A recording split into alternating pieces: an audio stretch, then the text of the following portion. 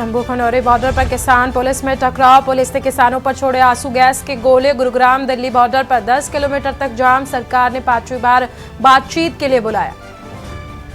राहुल गांधी की यात्रा का यूपी में यात्रा का छठा दिन। कानपुर के घंटाघर चौराहे पर राहुल ने की जनसभा। राहुल बोले, जितना भी चिल्लाओ रोजगार नहीं मिलेगा। समाजवादी पार्टी और कांग्रेस में सीट शेयरिंग को लेकर गहरी होती खाई भरने की संभावना। सूत्रों के मुताबिक यूपी में कांग्रेस को सपा देगी मन मुताबिक सीटें। 1 मार्च को उज्जैन में पीएम मोदी करेंगे मुहूर्त। पंचांग बताने वाली घड़ी का लोकार्पण। उज्जैन में लगेगी दुनिया की पहली वैदिक घड़ी। सूर्य चंद्र ग्रहण कब, ये भी बताएगी। दिल्ली पुणे से 2500 करोड़ की मायू ड्रग्स जब्त। आपको बता दें, महाराष्ट्र में पुणे पुलिस की अब तक की सबसे बड़ी जब्ती है। 5 को किया गया गिरफ्तार। मनाली में सीजन की दूसरी बर्फबारी। राज्य में 387 सड़कें और 895 बिजली ट्रांसफार्मर बाधित। आप देख रहे हैं के न्यूज़, खबरों का सारथी। नमस्कार, मैं हूं आपके साथ सोनम सिंह और आप देख रहे हैं के न्यूज़ इंडिया। वक्त हो गया है देश की बात का। देश की बात में बात करेंगे पंजाब और हरियाणा की। पंजाब और हरियाणा हाईकोर्ट का बड़ा बयान सामने आया है। मोटर वाहन अधिनियम का हवाला दिया है। किसानों को ट्रैक्टर ट्रॉली ले जाने की आज़ादी नहीं है। पंजाब सरकार को पंजाब और हरियाणा कोर्ट की नसीहत है।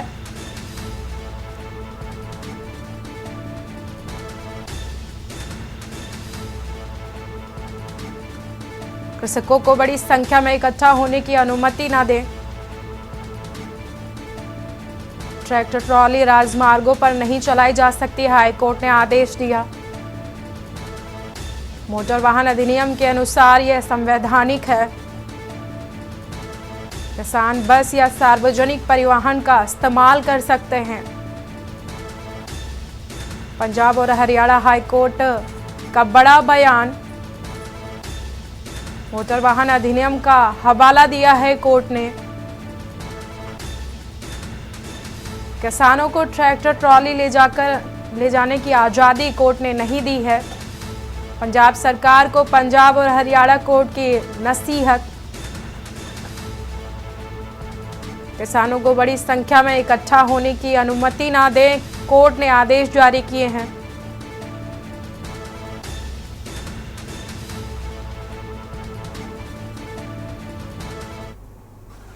अगली खबर दिल्ली से है, जहां पर 5वीं बार किसानों से बातचीत करने के लिए सरकार तैयार हुई है। केंद्रीय कृषि मंत्री अर्जुन मुंडा ने किसान संगठनों से अपील की है कि हमें संवाद से हित समाधान की ओर जाना चाहिए। अर्जुन मुंडा ने कहा है, शांतिपूर्ण वातावरण में बातचीत लगातार जारी रखनी चाहिए।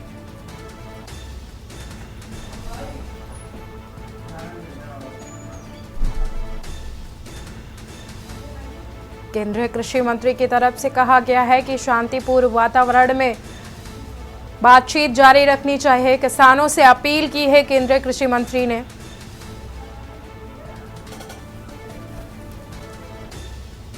हमें बातचीत से समाधान की ओर जाना चाहिए। कृषि मंत्री का बयान सामने आया है। कृषि मंत्री ने कहा है कि शांतिपूर्ण वातावरण में लगातार बातचीत जारी रहनी चाहिए। 5वीं बार किसानों से बातचीत के लिए सरकार की तरफ से पहल की गई है। केंद्रीय कृषि मंत्री अर्जुन मुंडा ने किसान संगठनों से अपील की है।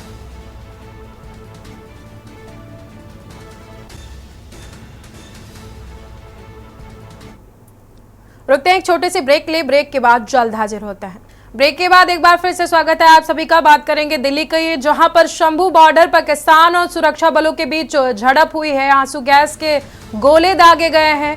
आंसू गैस के 16 गोले दागे गए हैं। शंभू बॉर्डर पर किसान और सुरक्षा बलों के बीच झड़प हुई है। दिल्ली में कूच करने को लेकर अड़े हैं प्रदर्शनकारी।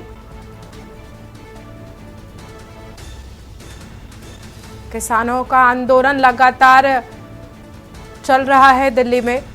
दिल्ली के शंभू बॉर्डर पर किसानों और सुरक्षा बलों के बीच झड़प हुई है। झड़प के दौरान प्रशासन की तरफ से आंसू गैस के गोले दागे गए हैं। शंभू बॉर्डर पर किसानों और सुरक्षा बलों के बीच झड़प के दौरान आंसू गैस के 16 गोले दागे गए हैं। दिल्ली कूच करने को लेकर अड़े हैं किसान।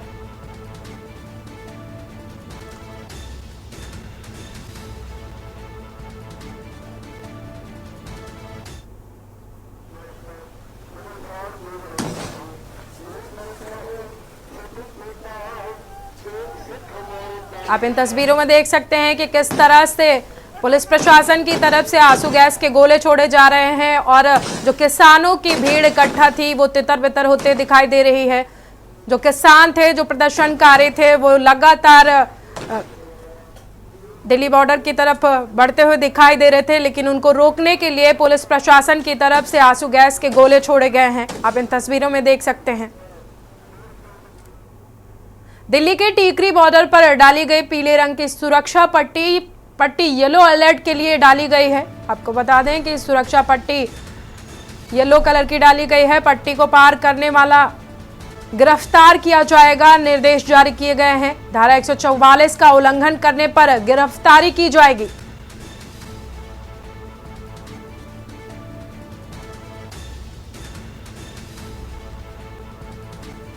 टीकरी बॉर्डर पर डाली गई है पीले रंग की सुरक्षा पट्टी येलो अलर्ट के लिए डाली गई है। सुरक्षा पट्टी को पार करने वाले को गिरफ्तार किया जाएगा। धारा 144 का उल्लंघन करने पर पुलिस की तरफ से की जाएगी गिरफ्तारी। टीकरी बॉर्डर पर सुरक्षा के लिए येलो अलर्ट जारी किया गया है। येलो कलर की पट्टी को वहां पर डाला गया है। रुकते हैं एक छोटे से ब्रेक ले, ब्रेक के बाद जल्द हाजिर हो।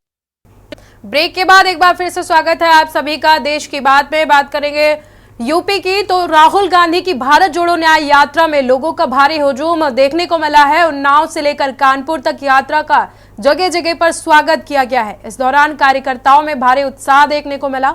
तस्वीरों में आपको दिखाते हैं कि उन्नाव में यात्रा में जो हुजूम उमड़ पड़ा था और कानपुर पहुंचने पर जो उनका स्वागत किया गया है, यानी कि यात्रा का जो स्वागत किया गया है, उनकी तस्वीरें हम आपको टीवी स्क्रीन पर दिखा रहे हैं। और इसके साथ ही यात्रा के दौरान शहर की सड़कों पर भी भारी जाम लगा रहा, जिससे लोगों को परेशानी का सामना करना पड़ा।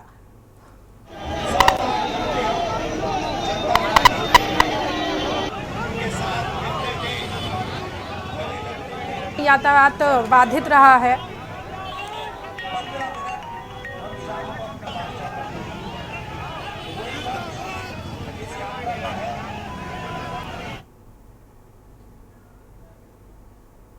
राहुल गांधी की भारत जोड़ो यात्रा यूपी में प्रवेश करने के बाद उन्नाव कानपुर होकर आगे के लिए रवाना हो रही है।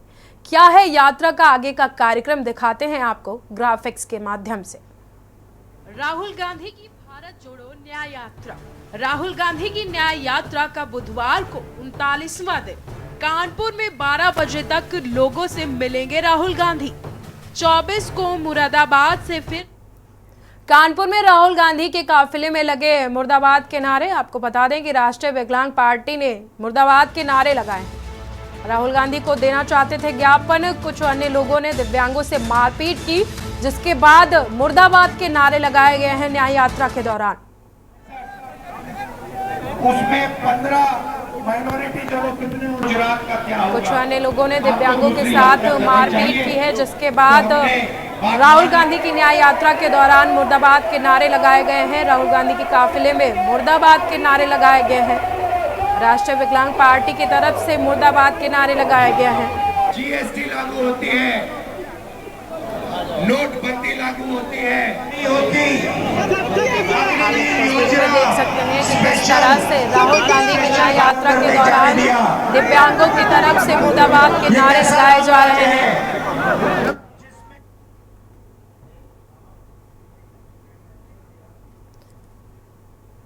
रुकते हैं एक छोटे से ब्रेक के लिए, जल्द हाजिर होते हैं।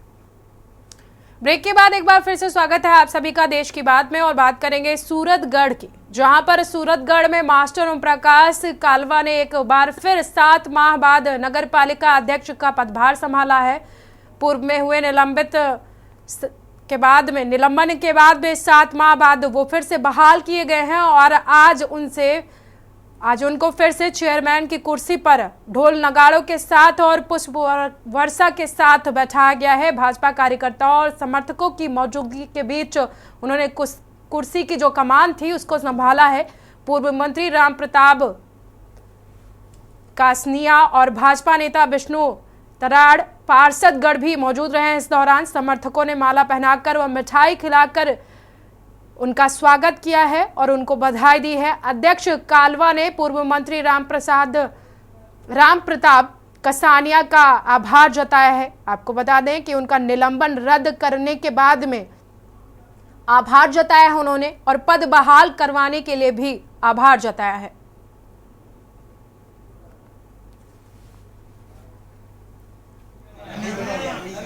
जो मोदी जी के नेतृत्व में जो प्रशासन और शासन को जो डायरेक्शन दिए गए हैं उसके तहत जो राजस्थान की सरकार कार्य कर रही है, माननीय मुख्यमंत्री जी, स्वायत्त शासन मंत्री खर्रा जी और स्थानीय हमारे पार्टी के वरिष्ठतम और पूर्व मंत्री राम प्रताप जी कासनिया जी और शहर के नागरिकों को और विशेष करके मीडिया के बंधुओं को मैं हार्दिक बधाई और धन्यवाद देना चाहता हूं कि आखिरकार मुझे जिस तरह से गलत तरीके से फंसाकर मुझे सस्पेंड किया गया था कांग्रेस सरकार के द्वारा, जब भारतीय जनता पार्टी का शासन यानी सत्ता सरकार बनी तो उन्होंने जो है मेरे साथ न्याय करते हुए और स्थानीय जनता की और माननीय पूर्व विधायक कासनिया जी, मंत्री जी की, इनकी और यहाँ के पार्टी के जो हमारे पदाधिकारी हैं उनकी सबकी रिपोर्ट लेने के तत्पश्चात ये निर्णय जो किया है वो सिरोधारी है और मैं इस निर्णय पे खरा उतरने की कोशिश करूँगा। पूर्व में जो कुछ छोटी मोटी त्रुटियाँ रही है उनको भी मैं सुधारने की कोशिश करूँगा। रुकते हैं एक छोटे से ब्रेक के लिए। ब्रेक के बाद जल्द हाजिर होते हैं।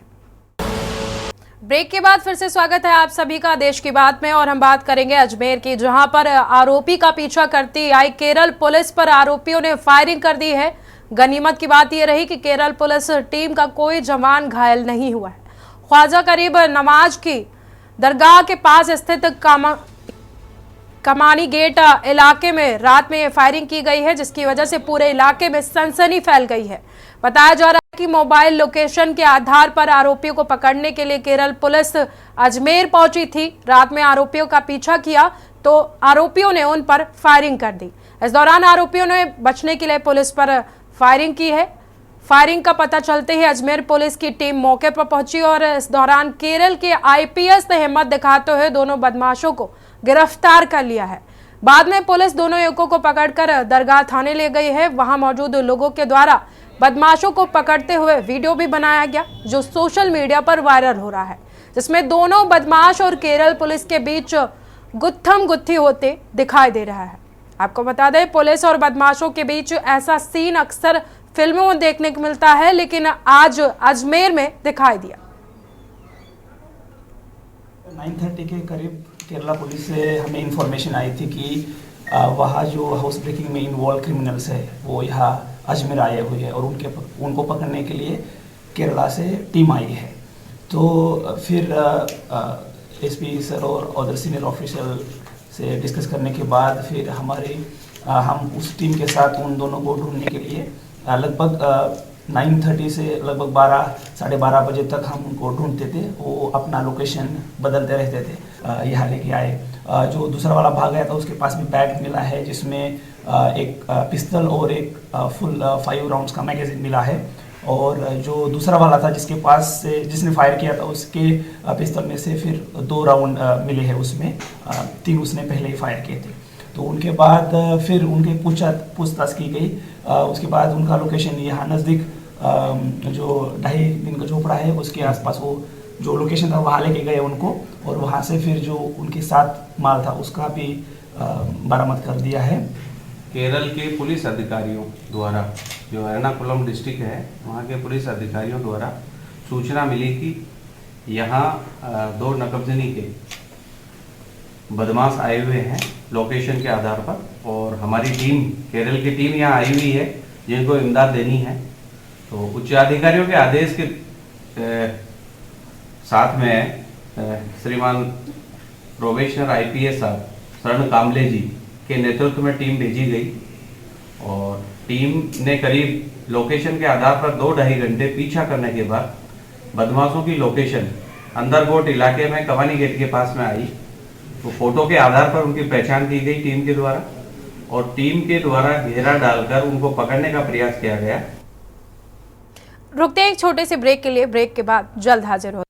ब्रेक के बाद एक बार फिर से स्वागत है आप सभी का। खबर कोटपुतली से है, जहां पर जिला पुलिस अधीक्षक कोटपुतली बहरोड SSP रंजीता शर्मा के कोटपुतली से निकल पावटा कस्बे में पहुंची तो वहां पर विराटनगर वृत्ताधिकारी रोहित संखाला, प्रागपुरा थाना प्रभारी राजेश मीणा समेत थाना स्टाफ, पावटा प्रागपुरा नगर पालिका चेयरमैन प्रतिनिधि निर्मल पंसारी, पावटा तहसील ब्राह्मण महासभा अध्यक्ष राजेश शर्मा, नगर अध्यक्ष Suresh Sharma, vice chairman Narpat Singh, Pragpura GSS director Upendra Singh, doctor Surendra Yadav, Jitendra Sharma, Congress नेता अजय सैनी, हिमांशु शर्मा, निखिल शर्मा, बद्री प्रसाद चौहान, नरेंद्र गौड़, अमित शर्मा, हरिराम सैनी समेत नारी शक्ति व बहुसंख्या में खड़े लोगों ने उन्हें 51 किलो की माला पहनाकर व फूल मालाओं से लाद कर पुष्प वर्षा करते हुए अंग वस्त्र देकर उनका अभिनंदन किया है। आपको बता दें कि इसके साथ ही उन्होंने स्वागत भी किया है। स्कूल के बच्चों ने भी उनका माला पहनाकर स्वागत किया है, भावभीनी विदाई भी दी है। वहीं पावटा तहसील ब्राह्मण महासभा अध्यक्ष राजेश शर्मा, नगर अध्यक्ष सुरेश शर्मा द्वारा भगवान परशुराम छायाचित्र देकर उनको सम्मानित किया गया है। खबर जयपुर से है, जहां पर मुख्यमंत्री भजनलाल शर्मा से ओटियास स्थित मुख्यमंत्री निवास पर निर्विरोध नवनिर्वाचित राज्यसभा सदस्य चुन्नीलाल गरसिया ने मुलाकात की है। साथ ही मुख्यमंत्री ने उनका मुंह भी मीठा करवा दिया है और बधाई दी है। उनके आगामी कार्यकाल के लिए शुभकामनाएं भी दी हैं।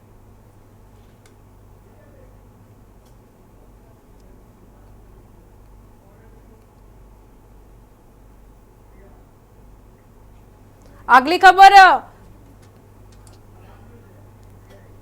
खबर पखांजूर से है, जहां पर तालाब में डूबने से 2 साल की बच्ची की मौत हो गई है। पखांजूर के सिविल अस्पताल में बच्ची ने दम तोड़ा है। मामले की जांच पड़ताल में पुलिस जुटी हुई है। पखांजूर थाना क्षेत्र के अंतर्गत गांव चंदनपुर का बताया जा रहा है मामला।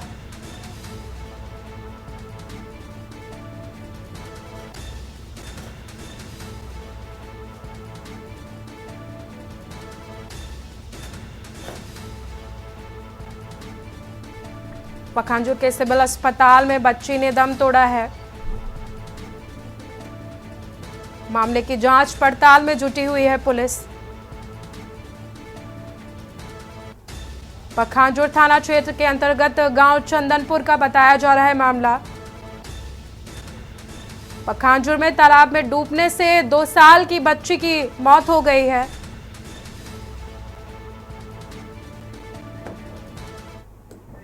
रुकते हैं एक छोटे से ब्रेक ले, ब्रेक के बाद जल्द हाजिर होते हैं। ब्रेक से वापस आ रहे हैं, रुक करते हैं खबरों का। डिंडोरी पंचायत के ग्राम पंचायत कला पंडरिया पंचायत के भुड़कर गांव की दर्जनों बैगा महिलाओं ने कलेक्टर के जन सुनवाई में पहुंचकर शासन की योजनाओं से लाभ दिलाने के लिए आवेदन किया। और बैगा महिलाओं का कहना है कि शासन बैगा जाति के लिए अनेक प्रकार की योजना चला रही है, लेकिन इन योजनाओं का लाभ भुड़कुल गाँव के बैगा परिवारों को नहीं मिल रहा है और साथ ही प्रधानमंत्री आवास योजना का लाभ भी नहीं मिल पा रहा है, जिससे आज भी बैगा झोपड़ी में रह रहे गरीब बैगा परिवार लकड़ी बेचकर अपना जीवन यापन कर रहे हैं और पैसा इकट्ठा कर डिंडोरी तक पहुंचे हैं। गरीब बैगा महिलाओं ने बैगाओं के लिए चलाई जा रहे सभी योजनाओं से लाभ दिए जाने की मांग की है।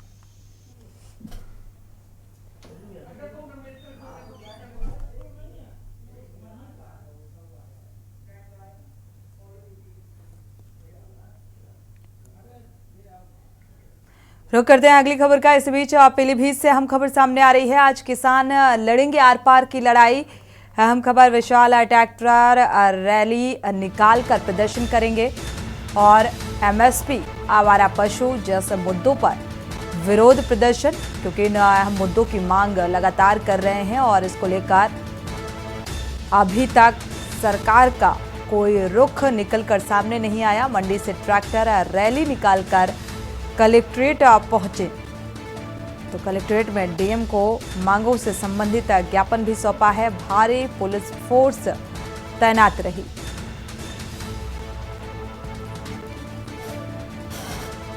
तो कलेक्ट्रेट में डीएम को मांगों से संबंधित एक ज्ञापन सौंपा है। सीओ सिटी समेत थाना प्रभारी पुलिस फोर्स के साथ मौके पर मौजूद। पीलीभीत से हम खबर, आज किसान आर पार की लड़ाई लड़ेंगे। अपनी मांगों को लेकर विशाल ट्रैक्टर रैली निकालकर प्रदर्शन करेंगे। लगातार वो अपनी मांगों को मांग रहे हैं। एमएसपी, आवारा पशु जैसे मुद्दों पर ये विरोध प्रदर्शन किसानों का लगातार जारी है।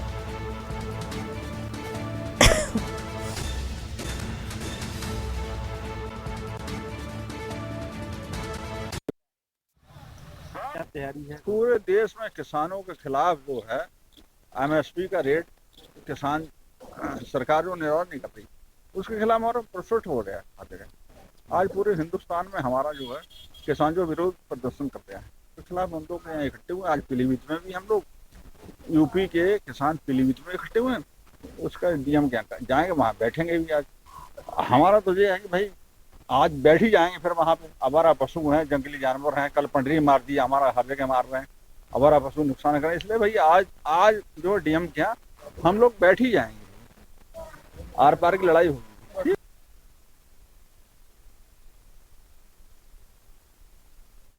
अगली खबर का लखनऊ से अहम खबर आपको बता दें, राज्यसभा चुनाव के लिए 27 फरवरी को मतदान होगा। सुबह 9 बजे से शाम 4 बजे तक ये मतदान होगा और सपा के 3 और बीजेपी के 8 प्रत्याशी चुनावी मैदान में है। यूपी कोटे के 10 राज्यसभा सीटों के लिए 11 प्रत्याशी।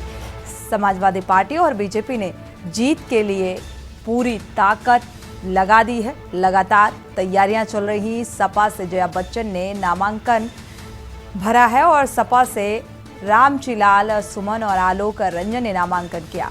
तो बीजेपी से आरपीएन सिंह, सुधांशु त्रिवेदी मैदान में हैं। बीजेपी से तेजवीर सिंह, साधना सिंह, अमरपाल मौर्य चुनावी मैदान में है। बीजेपी से संगीता, नवीन जैन, संजय सेठ भी चुनावी मैदान में है। कांग्रेस और रघुराज प्रताप सिंह, कांग्रेस से राजा भैया पर सपा की निगाहें टिकी हुई हैं। तो कांटे की टक्कर समाजवादी पार्टी और बीजेपी के।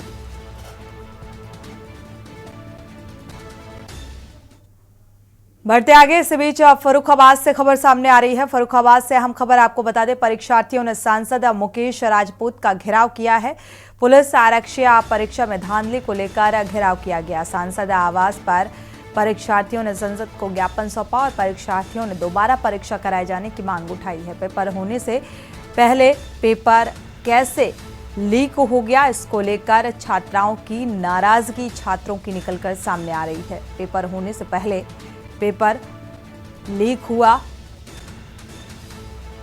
सोशल मीडिया से लीक होना बताया जा रहा है और इसको लेकर अब छात्र और छात्राओं की नाराजगी भी, क्योंकि एग्जाम देने से पहले कड़ी मेहनत और ऐसे में उनकी मेहनत पर पानी फिरता हुआ नजर आ रहा है। जिस तरीके से ये पेपर लीक का मामला सामने आया। फर्रुखाबाद से हम खबर,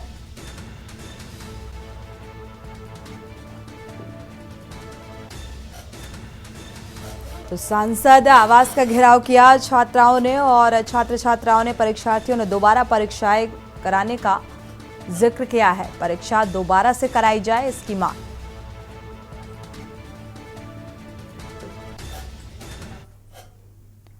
वक्त एक छोटे से ब्रेक का, लौटेंगे जल्द।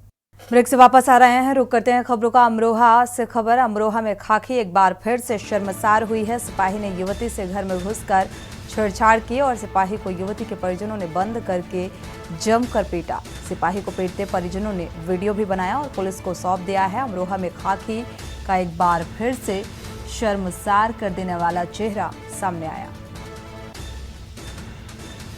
हालांकि सिपाही का मेडिकल परीक्षण कराया गया। सिपाही का दारोगा को गाली देते हुए भी ऑडियो वायरल हुआ है। गजरौला थाने में तैनात है ये आरोपी सिपाही, जिसका नाम नितिन पाल बताया जा रहा है।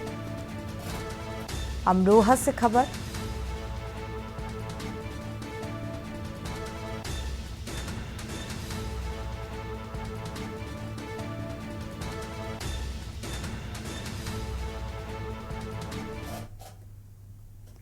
खबर देवरिया से सामने आ रही है। खबर देवरिया जिले से है, जहां पर जिलाधिकारी अखंड प्रताप सिंह की अध्यक्षता में जिले के 0 से 5 वर्ष तक के जन्म से गूंगे बहरे और बच्चों की पहचान कर उनका इलाज कराने के लिए सीएमओ कार्यालय में स्क्रीनिंग कैंप का आयोजन किया गया और कैंप में doctor S N Mehrotra memorial ENT foundation Kanpur द्वारा आवाज़ सुनने और बोलने में काफ़ी परेशानियों का सामना करने वाले 64 बच्चों की स्क्रीनिंग की गई और इसमें से 26 बच्चों को कॉक्लियर इम्प्लांट के लिए चिन्हित किया गया है। उनकी ऑडियोलॉजिस्ट द्वारा जांच की जाएगी और इस संबंध में जिलाधिकारी अखंड प्रताप सिंह ने बताया कि ये जो बच्चे होते हैं जन्मजात होते हैं और इनके कान में एक छोटी सी टिम्पैनिका करके हड्डी होती है और प्लस उनका जो कॉक्लियर जो कैनाल है वो प्रॉपरली डेवलप नहीं होता है। ऐसे बच्चों को सुनने में प्रॉब्लम आती है और बच्चों में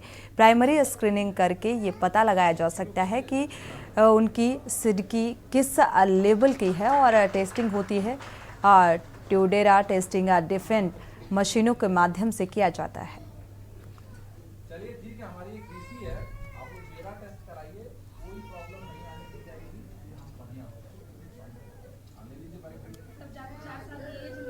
बच्चे होते हैं ये जन्मजात बच्चे ऐसे होते हैं कि जिनके कान में एक टिम्पेनिंग करके एक छोटी सी हड्डी होती है, वो हड्डी और प्लस उसका जो कॉक्लियर का जो कैनाल है वो प्रॉपरली डेवलप नहीं होती है। तो ऐसे बच्चों को सुनने में प्रॉब्लम होती है। तो इन बच्चों में क्या होता है, प्राइमरी स्क्रीनिंग करके ये पता लगाया जाता है कि वो सीवियरिटी किस लेवल की है। तो वो टेस्टिंग जो होती है ट्यूडेरा टेस्टिंग और डिफरेंट मशीनों के माध्यम से होती है। तो आज ये प्रथम बैच हम लोगों ने बच्चों का यहाँ पर ऑर्गेनाइज किया उस टेस्टिंग के लिए। इसमें 56 बच्चे आज आए हुए हैं। पूरे देवरिया में जो हम लोगों ने प्राथमिक स्क्रीनिंग कराई है तो ऐसे बच्चों की संख्या लमसम 100 के आसपास निकल के आ रही है।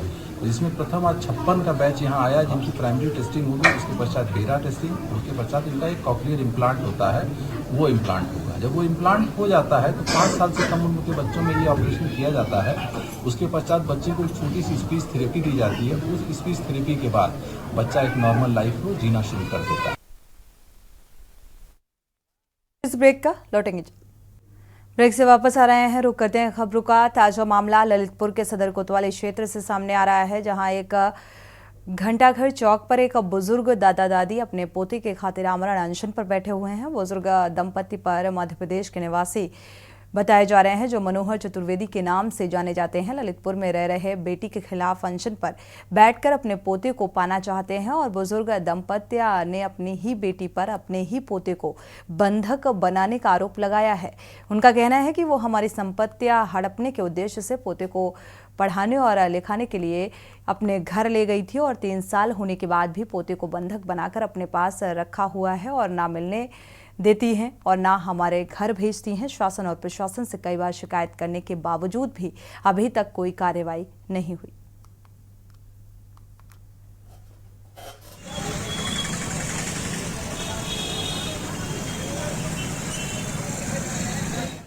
हमारा कोरोना के टाइम में हमारे नाती को अपने घर रखे थे, तो इस बार में उसको भर्ती करा। कोरोना की वजह से हम घर पर रखे थे।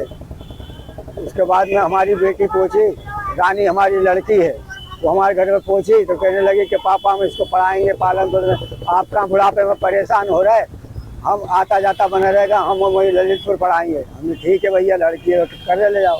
वो ले गई, हम आते जाते रहे, कर लगे तो वो इस स्कूल में भर्ती करवा दिया। वो जाता है ऐसा करता। फिर एक मरतबा आए 5-7 महीने बाद, कहने लगी वो वृंदावन में भैया चाचा के पास में पंडिताई सिखा रहा है, ऐसा कर रहा है वैसा कर रहा है। हम भरोसे में रहे। फिर कई मरतबा फिर एक मरतबा आए तो कहने लगे तुमको पोता चाहिए तो मम्मी के नाम जो चांदमारी में प्लाट है वो हमको दे दो, हम पोता तुम्हें दे देंगे। हमने इनको कहने मना किया तो हमने कि ये तो क्या करना, पोता मिल जाएगा, प्लाट का क्या करना है। उसके नाम हमने रजिस्ट्री कर दी। रजिस्ट्री करने के बाद हम देखे अब 2 पोता। नहीं, पोता जब मिलेगा मुँह जग के देख पाओगे जब अचल संपत्ति का और तुम हमको रजिस्ट्री कर दो, नहीं तो नहीं दे पाएंगे। और हम वो बड़ी 2 मरतबा हम लोगों को चैनल बंद करके मारा कूटा। कायमगंज ब्लॉक क्षेत्र के ग्राम त्योरखास के पूर्व प्रधान अवधेश कुमार द्विवेदी और निर्मला द्विवेदी द्वारा पूर्व आदर्श प्रधान स्वर्गीय रामस्वरूप द्विवेदी और स्वर्गीय नारायणी देवी द्विवेदी की पुण्य स्मृति में ग्राम त्योरखास स्थित आवास पर 17 फरवरी से प्रारंभ हुई 7 दिवसीय संगीतमयी श्रीमद् भागवत कथा के चतुर्थ दिवस श्री कृष्ण जन्मभूमि मथुरा से पधारे अंतर्राष्ट्रीय ख्याति प्राप्त सरस कथा व्यास ब्रजरस उपासक परम पूज्य पंडित श्री कृष्ण विहारी पाठक जी महाराज द्वारा अपने कमल मुख से श्री वामन भगवान चरित्र समुद्र मंथन मर्यादा पुरुषोत्तम श्री राम जन्म और श्री कृष्ण जन्मोत्सव की पावन कथा का बड़ा ही मनोहरी वर्णन कर सभी श्रोताओं को भाव विभोर कर दिया। कथा के दौरान श्री कृष्ण जन्म प्रसंग पर बड़ी ही धूमधाम से मनाए गए और नंदा उत्सव के दौरान गाए गए बधाई भजनों पर भारी संख्या में लोग यहां पर उत्साहित नजर आए।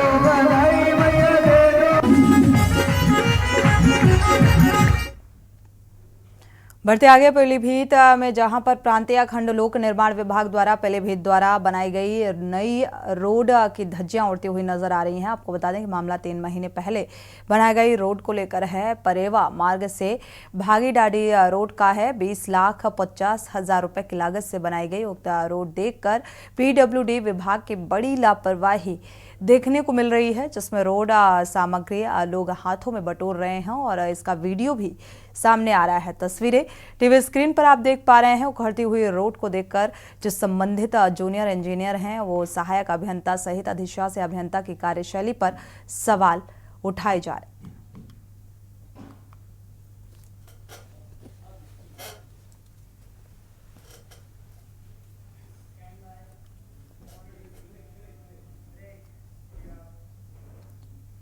वक्त एक छोटे से ब्रेक का, लौटेंगे जल्द।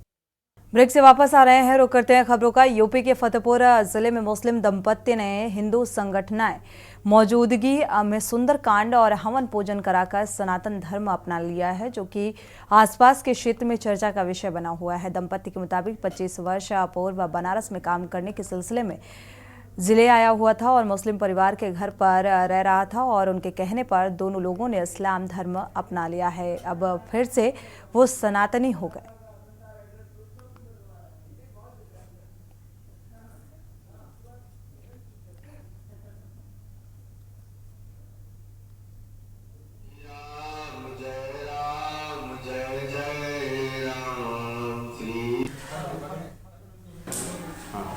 तो हमने अपना घर वापसी किया। हम सनातन थे, सनातनी ही रहेंगे। जबरदस्ती से हमारा थोड़ा क्या है कि मजबूरी का भी फायदा उठाया गया। हाँ, तो उसकी वजह से मैं थोड़ा होता हमको ये लगे हमारा धर्म सनातनी, हम सनातनी ही रहेंगे, सनातनी ही बंद करेंगे। मैं घर वापसी कर रहा हूँ, हमको किसी का शिकायत नहीं। इसी कार्यक्रम के तहत हो रहा है। हमारे ही हिंदू समाज के एक व्यक्ति थे जो आज से 20-25 वर्ष पहले मुस्लिम धर्म अपना लिए थे, कुछ दबाववश और किन्हीं कारणोंवश, लेकिन फिर उनको आज 5-6 वर्षों से एक अंदर तकलीफ थी कि वो कुछ गलत है, उनके अंदर हीन भावना पैदा हो रही थी। उन्होंने हमारे सामने अभी 20 दिन पहले अपनी बात रखी कि ऐसे से ऐसा हो रहा है और हम घर वापसी करना चाहते हैं, हम हिंदू धर्म में फिर से आना चाहते हैं। खबर संभल से है, जहां शादी की दावत में फूड पॉइजनिंग का मामला सामने आ रहा है। गुन्नौर थाना क्षेत्र के गांव इसमपुर की घटना। दावत खाने के बाद लोगों की हालत बिगड़ी और लोगों को उल्टी, पेट दर्द की शिकायत हुई। 25 लोगों को इलाज के लिए गुन्नौर CHC में भर्ती कराया गया। तमाम लोगों की दावत खाने के बाद से बीमार होने की बात सामने आ रही है, जिसमें कुछ प्राइवेट डॉक्टर्स से दवा ले रहे हैं, कुछ घरेलू उपाय कर रहे हैं और सरकारी अस्पताल में इलाज के दौरान बेड भी कम पड़ गए। एक बेड में कई मरीज लेटे हुए नजर आ रहे हैं।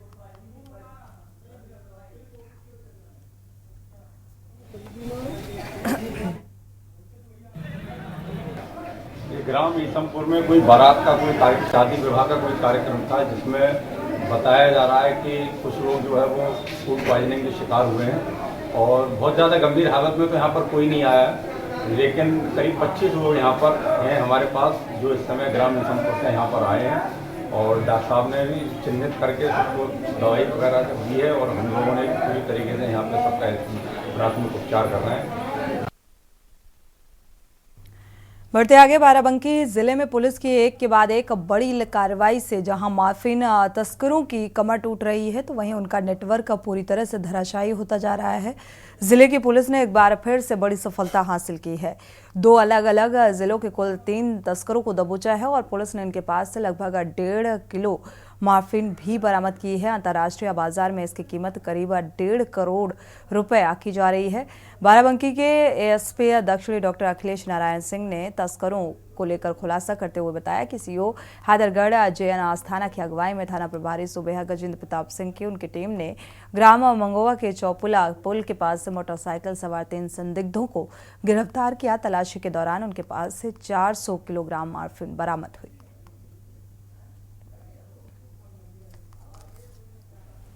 कि पुलिस के द्वारा जो अवैध रूप से मादक पदार्थों का व्यापार कर रहे हैं, कैरियर के रूप में काम कर रहे हैं, उनके खिलाफ बाराबंकी पुलिस लगातार काम कर रही है।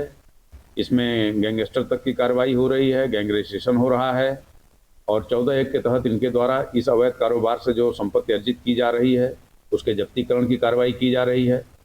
तो कुल मिला के ये कहना है कि ऐसे धंधे में जो लोग भी लिप्त हैं उनको चेतावनी भी है कि इससे बाज आएँ, कुछ अच्छे कार्य करें, नहीं तो उनके खिलाफ कठोर विधिक कार्रवाई करते हुए जो संपत्ति अर्जित कर रहे हैं उस संपत्ति को जब्त की जाएगी, जिससे शेष लोगों का अगर मन इस दिशा में बढ़े तो वो अपने मन को रोक लें और नेक कार्य पर चलना प्रारंभ कर दें।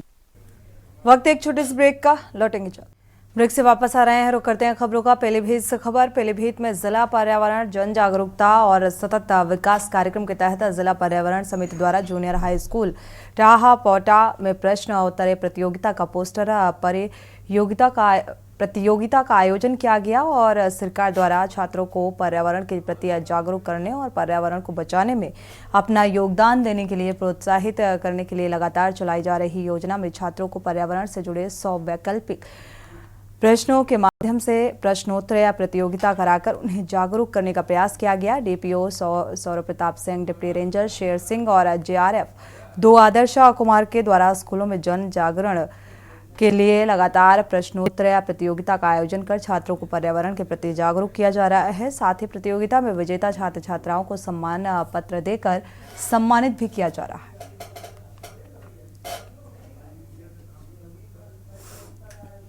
पर्यावरण समिति बनाई गई है, जो हमारे उत्तर प्रदेश में 75 जिले हैं। 75 जिलों में एक कमेटी बनाई गई है। इसमें जिला लेवल पे बहुत विभिन्न कार्यक्रम करवाए जा रहे हैं, जिससे पर्यावरण अवेयरनेस हो सके और उसका बचाव किया जा सके।